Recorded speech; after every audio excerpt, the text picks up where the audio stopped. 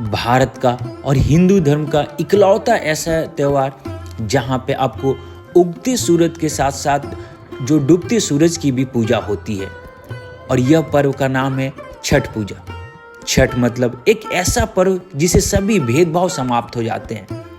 हर घर से भीनी खुशबू आनी शुरू हो जाती है। गांव से जुड़े इस महापर्व में अब आधुनिकता का रंग चढ़ने लगा है।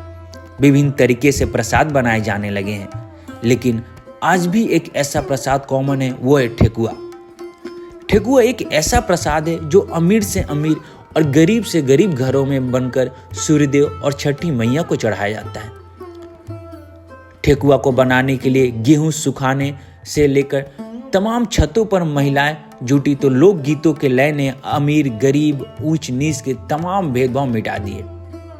तो दोस्तों, आज हम लोग बात करेंगे इस ठेकुआ का क्या महत्व है और ये कहाँ से शुरू हुआ है, इसका नाम ठेकुआ क्यों पड़ा है और ये छठ का मुख्य प्रसाद क्यों है और ठेकुआ कहाँ से आया है। इन सभी तमाम जानकारी के बारे में आज हम लोग बात करेंगे।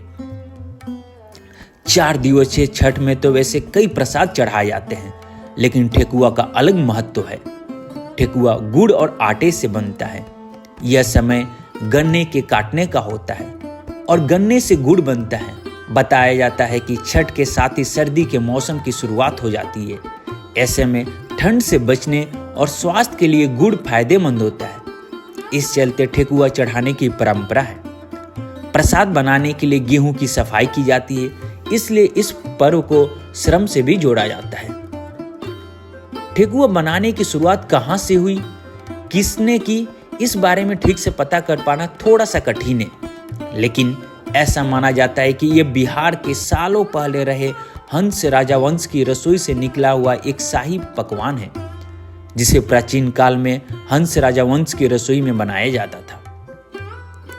ठेकुआ खाने में जितना स्वादिष्ट है, आपको उतना नाम सुनने में भी अनोखा लगता होगा। जानकार लोग बताते हैं कि इसका नाम ठेकुआ इसलिए रखा गया है क्योंकि इसे बनाने से पहले सही और सुंदर रूप दिया जाता है।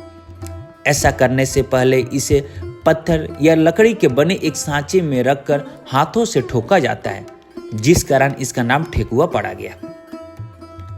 ठेकुआ छठ का मुख्य प्रसाद है, लेकिन ऐसा क्यों है यह शायद हम नहीं जानते। यहाँ आपको बताना यह आवश्यक है कि यह छठ का मुख्य प्रसाद इसलिए है क्योंकि भगवान सूर्य को चढ़ाए जाने वाले दान सामग्री में गेहूं और गुड़ दोनों का विशेष महत्व है। गेहूं और गुड़ को सामान्यतः सूर्य के दान की वस्तुएं माना जाता है, इसलिए इससे बने खास पकवान ठेकुआ को छठ में शामिल स्वरूप भगवान भास्कर यानी भगवान सूर्य को अर्पित किया जाता है। इसे लेकर कई मान्यता है।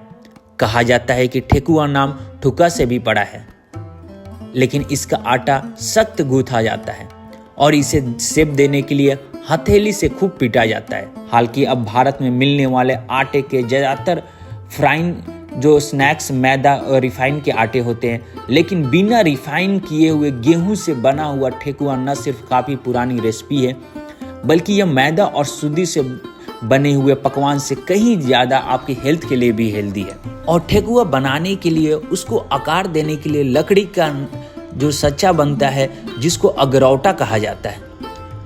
इस कारण ठेकुआ का दूसरा नाम अगरौटा भी कह सकते हैं, जिसमें तरह तरह के फूल और पत्ती की आकृति बने होते हैं, जिसके प्रयोग से ठेकुआ को अंतिम रूप दिया जाता है।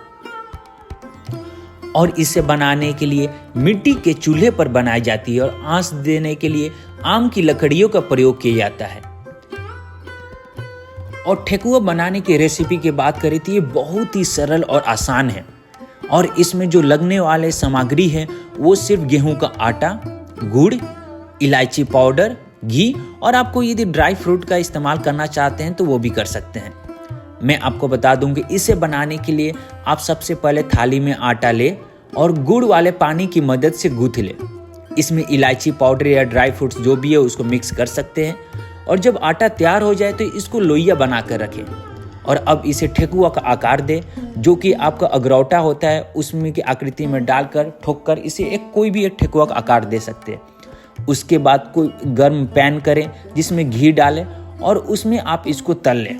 आपका ठेकुआ बनकर तैयार हो गया और छठ माता के लिए जो विशेष पकवान है, प्रसाद है, तैयार है।